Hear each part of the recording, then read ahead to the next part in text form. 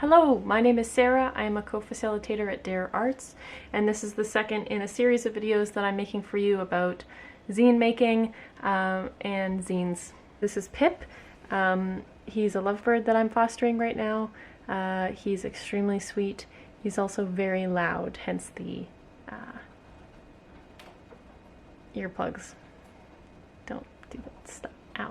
And this is Sprout. This is my budgie. He's actually got a little rainbow on him because of the prism in the window.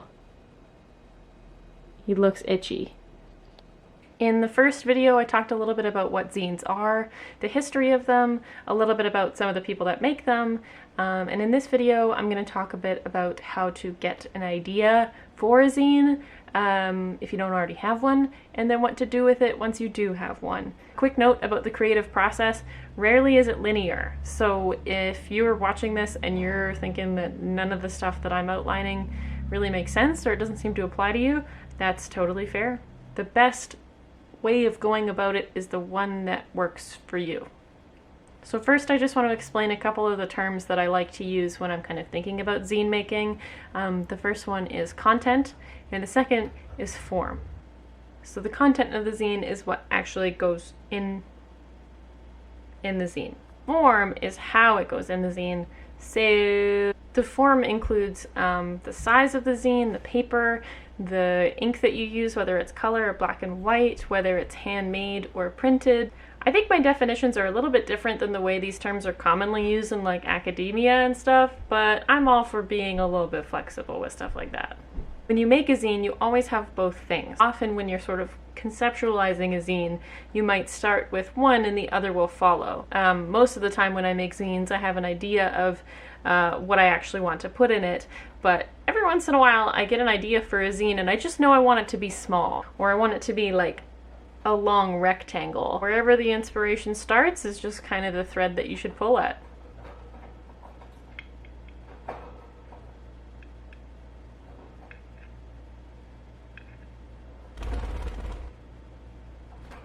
For example, the first thing that came into my head when I realized I wanted to make this zine was just that I wanted to make something that would maybe help me and other people bypass procrastination, because it's a tough thing to deal with. Only later did I actually make decisions about the fact that I wanted it to be small, the fact that I wanted it to be only text without any images, and the fact that I wanted it to be printed on one piece of pink paper.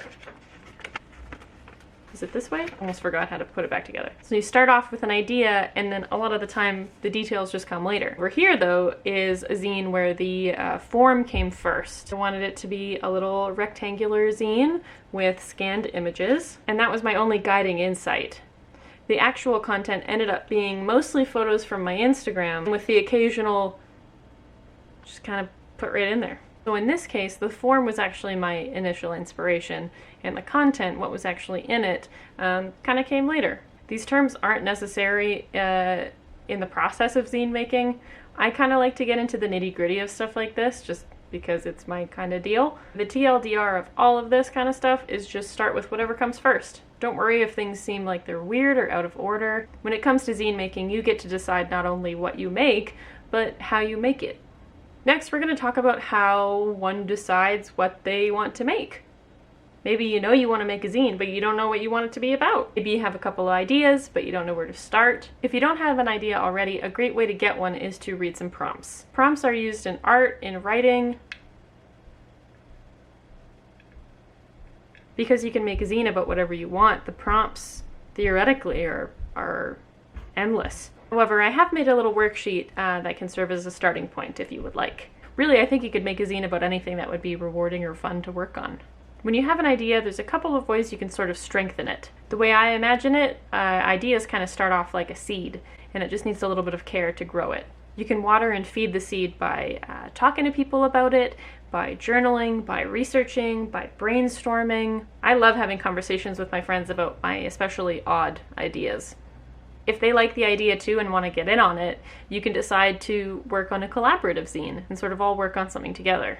Collaborations are a great way to work with friends or with like-minded people on a project that you all care about. Now, brainstorming. I never really liked the word brainstorming because it reminded me of some of the more frustrating parts of my high school experience. but I like it now because I get to surprise myself. It's a great way to make connections that you might not otherwise have anticipated. One of my favorite and very simple brainstorms is to just write the initial prompt in the middle of a piece of paper and then create a web of all the other things that are kind of branching off of it. So now that we kind of have a seedling of an idea, we can start to think about actually putting the zine together. I'm going to get more into that in the next video, but I know that it can help during the brainstorming process to get some sort of basic idea of what it actually will look like in the end. This might seem like a bit of an info dump coming up. Next week I'm actually going to get more into it, and I'm going to show you some stuff as well. If your zine is very writing heavy, you can actually do your initial writing by hand or on the computer or the phone or a tablet or anything. I like to write things out on my computer because I can type very, very fast. For the actual zine itself, you'll probably need some sort of paper. You can use printer paper, which is just regular white paper. You can use lined paper. You can use some cardstock or construction paper, kind of whatever you can find. Most of the time, zines wind up being a mix of what you have access to and what you kind of feel for the style of it is. To arrange images and text on a page, you can use scissors, glue, tape, and then a scanner, or take a photo of it, or you can use some sort of design software. If you have access to any kind of software that lets you design things, and it really doesn't have to be a super complicated program, often you can just look up tutorials on YouTube for how to actually use those programs to get them to do what you want them to do.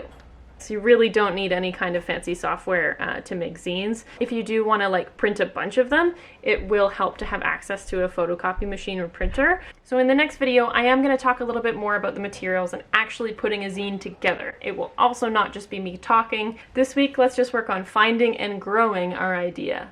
Thank you so very much for watching this video. I've really enjoyed making it for you. So has Pip, I think. Don't forget there is a worksheet of prompts that I've made for you if you want to use it. I'll see you next time.